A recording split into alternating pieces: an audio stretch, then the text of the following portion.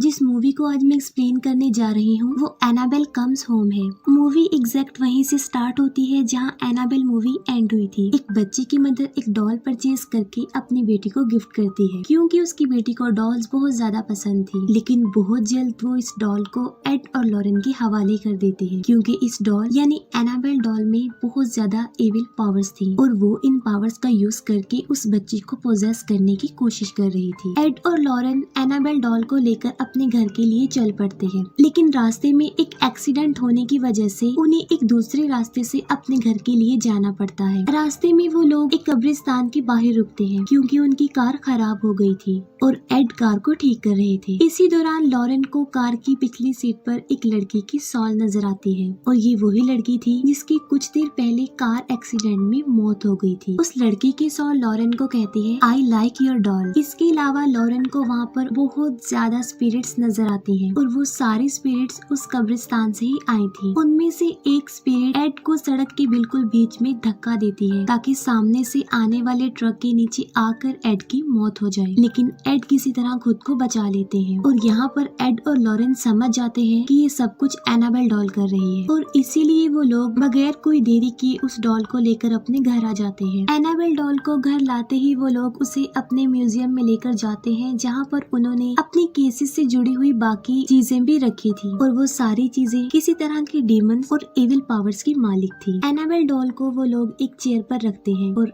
Annabelle doll की वहाँ मौजूदगी से अजीबोगरीब होने लगता है, जैसे कि घड़ी का उल्टा चलना और बाकी चीजों की मूवमेंट, जो कि काफी अजीब था। और इसीलिए वो लोग एनाबेल डॉल को एक फादर से ब्लेस्ड करवाते हैं और उसे एक शीशे की बॉक्स में बंद कर देते हैं जो कि चर्च से मंगवाया था। यहाँ पर हमें एनाबेल डॉल की पावर का पता चलता है, यानी वो हर तरह की स्पिरिट्स, चाहे वो अच्छी हो या बुरी, उन्हें अपनी तरफ अट्रैक्ट करती है और उनसे अपने विक्टिम पर अटैक करवाती है। इसके बाद हमें एक साल बाद का सीन दिखाया जाता है जहाँ एड और लॉरेन की बेटी जोडी दिखाई जाती है जो कि अपना ब्रेकफास्ट लेते हुए न्यूज़पेपर में एक न्यूज देख रही थी। उस न्यूज में एड और लॉरेन के बारे में बताया गया था। लोग उनके बारे में कह रहे थे कि ये लोग फेक हैं और वो पैसों के लालच में डेमन फोर्सेस से लड़ने का ड्रामा करते हैं। और यहाँ पर एक क्वेश्चन भी पूछा गया था कि क्या ये हीरोज हैं या फिर हॉक्स। स्कूल में भी जूडी को बाकी बच्चे उसके पेरेंट्स को लेकर काफी परेशान करते थे और यही वजह है कि जूडी का कोई भी क्लोज फ्रेंड नहीं था। नेक्स्ट मॉर्निंग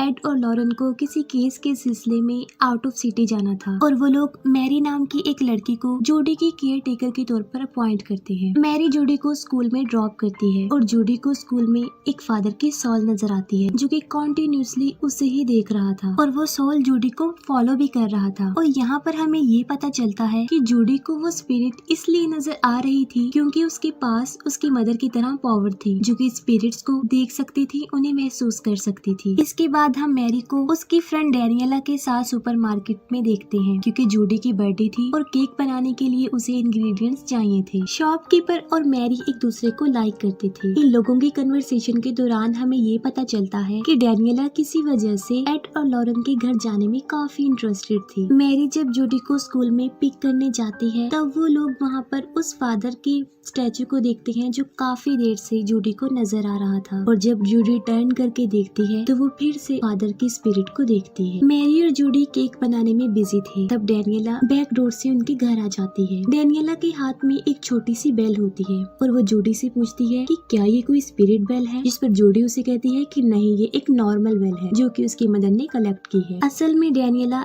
एड और लॉरेन के काम में काफी इंटरेस्टेड थी और वो उनके घर को एक्सप्लोर करना चाहती थी और इसीलिए वो जूडी को रोलर स्केट्स गिफ्ट करती है। तब जूडी और मैरी घर से बाहर जाते हैं और डैनियला घर में अकेली होती है और उसे घर को एक्सप्लोर करने का मौका मिल जाता है। डैनियला वॉरेन के म्यूजियम को ओपन करने की कोशिश करती है लेकिन उसका डोर लॉक था और फिर वो डोर के बाहर से ही स्पिरिट से कांटेक्ट करने की कोशिश करती है लेकिन फिर भी कोई फायदा नहीं होता और डोर नहीं खुलता। वो उस दरवाजे की चाबी को ढूंढते हुए एड के ऑफिस में पहुंच जाती है और एक पिक्चर के पीछे डैनियला को उस म्यूजियम की चाबी मिल जाती है और वो उस चाबी से उस म्यूजियम के दरवाजे को खोल देती है। डैनियला का यहाँ पर आने का मकसद ये था क्योंकि वो अपने फादर जो कि मर चुके थे उनकी सोल से कांटेक्ट करना चाहती थी और जाहिर है इस म्यूजियम से बेहतर जगह और कोई नहीं हो सकती। और इसके बाद वो म्यूजियम के अंदर चली जाती है। डैनियला म्यूजियम में रखे हुए आर्टिफैक्ट्स को टच करती है और इसी दौरान एनाबेल डॉल उस शीशे की बॉक्स में ही गिर जाती है। अब हालांकि हालांकि उस ग्लास बॉक्स पर वार्निंग लिखा था, लेकिन इसके बावजूद डेनियला ग्लास बॉक्स का दरवाजा खोल देती है। बस ऐसा होते ही जूडी का बर्थडे केक जलने की वजह से फायर अलार्म एक्टिव हो जाते हैं और डेनियला ग्लास बॉक्स को लॉक किए बगैर ही वहाँ से भाग जाती है। यहाँ पर हमें इस बात का अंदाजा हो जाता है कि एनाबेल डॉल जो कि अब बिल्कुल आजाद हो चुकी थी और वो अपने एविल पावर्स का यूज करके अब कुछ भी कर सकती है। और तभी डोरबेल बजती है। मैरी जब दरवाजे के हॉल से देखती है तो बाहर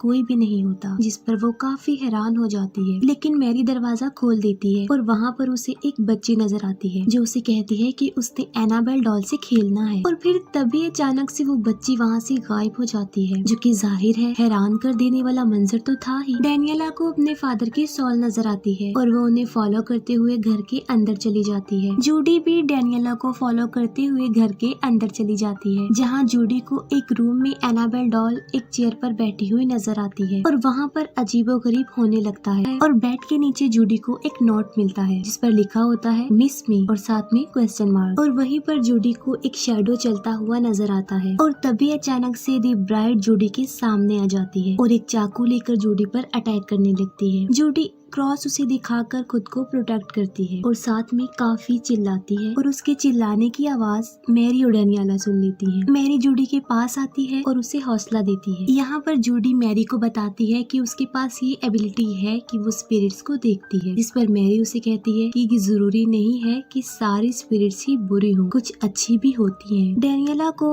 एड और लॉरेन की पैरानॉर्मल इन्वेस्टिगेशन की फाइल मिल जाती है। उस फाइल में बहुत सारे डेमंस का जिक्र किया गया था और वहीं पर एग्जॉर्सिज्म की टेप्स थी जो कि एड और लॉरेन ने की थी। डेनियला उनमें से प्रोजेक्टर पर एक टेप प्ले कर देती है, जिसे मैरी फौरन बंद कर देती है क्योंकि जूडी उससे काफी डर रही थी। वो डिसाइड करती हैं कि वो फीली मिली गेम खेलेंगी। गेम खेलने के दौरान एक बार फिर से डोरबेल बजती है और इस बार डोर पर वही शॉपकीपर होता है। मैरी दरवाजे पर देखने जाती है, लेकिन वो उस लड़के को अंदर आने नहीं दे रही थी। रात को मैरी और डेनियला जूडी की बर्थडे सेलिब्रेट करते हैं और बाहर वही लड़का गिटार बजा रहा था और बाहर उस लड़की पर वुल्फ की तरह नजर आने वाला एक डीमन अटैक कर देता है और वो लड़का उससे बचने के लिए वहाँ से भाग जाता है। डेनियला एक बार फिर से म्यूजियम जाती है और यहाँ पर हम देखते हैं कि उस म्यूजियम की कुछ आर्टिफैक्ट्स अब मूवमेंट कर रही थी। डेनियला म्यूजियम में रखे गए एक ब्रेसलेट की मदद से अपने फादर की सोल को बुलाने की कोशिश करती है और वो इसमें कामयाब हो जाती है और वो अपने फादर की सोल को एक मिरर में अपने पीछे देखती है तो अचानक से एक डीमन बनकर उस पर चिल्लाते हैं। डेनियला वहाँ से भागने की कोशिश करती है, लेकिन अब वो अंदर ही बंद हो गई थी क्योंकि वो दरवाजा नहीं खुल रहा था। और यहाँ पर हमें ये पता चलता है कि वो उसके फादर की सोल नहीं थी बल्कि कोई डीमन सोल थी। इसके बाद दूध से भरा हुआ ग्लास टेबल पर अपने आप ही मूव करता हुआ नीचे गिर जाता है और तभी टेप रिकॉर्डर भी अपने आप बजने लगता है और तभी हम एनाबेल डॉल को जूडी के साथ देखते हैं। म्यूजियम में डेनियला एक टीवी को देखती है जो कि इस बात को इंडिकेट कर रहा था कि नेक्स्ट डेनियला किस डायरेक्शन में देखेगी। मैरी को घर में बहुत सारे कॉइन्स मिलते हैं और तभी अचानक से उसे वहाँ पर एक डीमन नजर आता है जो कि कॉइन्स डीमन था और वो मैरी पर अटैक करके उसे इधर उधर घसीटता है। लेकिन इससे पहले कि वो मैरी को जान से मार डालता, मैरी एक लाइट ऑन करके जूडी के रूम की तरफ भाग जाती है। जूडी को अपने रूम में अपने ब्लैंकेट में एनाबेल डॉल नजर आती है और तभी हम एनाबेल डॉल को रोटेटिंग लाइट के शैडो में देखते हैं जो कि बहुत सारे डीमंस में बदलती जाती है और एंड में एक बहुत खतरनाक डीमन में तब्दील हो जाती है और जूडी पर अटैक कर देती है। लेकिन बिल्कुल ठीक वक्त पर मैरी दरवाजा खोलकर जूडी को बचा लेती है। मैरी एड और लॉरेन को कांटेक्ट करने की कोशिश करती है, लेकिन दूसरी तरफ लॉरेन की आवाज में कोई डीमन बोल रहा था। डीमन कहता है कि वो एनाबेल से बात करना चाहती है और एनाबेल को इन लोगों की सॉल चाहिए और घर में लगी बेल्स अपने आप ही बजने लगती हैं। तभी फौरन मैरी और जूडी भी म्यूजियम में पहुंच जाते हैं। तभी अचानक से म्यूजियम में रखा गया टाइपराइटर अपने आप ही चल पड़ता है और वहाँ पर सिर्फ एक ही वर्ड टाइप हो रहा था और वो था मिस मी। वो तीनों किसी तरह बड़ी मुश्किल से म्यूजियम से बाहर आ जाती हैं, लेकिन बाहर आकर मैरी को सांस लेने में प्रॉब्लम हो रही थी क्योंकि उसे अस्थमा का प्रॉब्लम था। मैरी का इनहेलर बाहर कार में था और जूडी उस इनहेलर को लेने के लिए बाहर जाती है और तभी बाहर जूडी पर वुल्फ डीमन अटैक कर देता है। लेकिन बिल्कुल ठीक वक्त पर वो शॉपकीपर वहाँ पर आकर वुल्फ डीमन पर अटैक करके जूडी को बचा लेता है। फिर हम देखते हैं कि दी ब्राइड ब्राइड डेनियला को पोजेस कर चुकी थी और डेनियला दी ब्राइड का ड्रेस पहनकर पूरी तरह पोजेस हो चुकी थी। अब इन सारी मुसीबतों से बचने का उनके पास सिर्फ एक ही हल था, वो ये कि अगर वो दोबारा से एनाबेल डॉल को शीशे के उसी बॉक्स में रख दे। लेकिन एनाबेल डॉल का तो कुछ अता पता था ही नहीं कि वो कहाँ गई है। और एक बार फिर से हम उस फादर की स्पिरिट को देखते हैं जो काफी देर से जूडी को नजर आ रही थी और वो गाइड करके जूडी को घर की उस तरफ ले जाते हैं जहाँ पर एनाबेल डॉल थी। और यहाँ पर हमें पता चलता है कि उस फादर की स्पिरिट अच्छी स्पिरिट थी। और यहाँ पर ये बात भी साबित हो जाती है कि सारी स्पिरिट्स बुरी नहीं होती, उनमें से अच्छी भी हो सकती है। मैरी और जूडी फीली मिली गेम की मदद से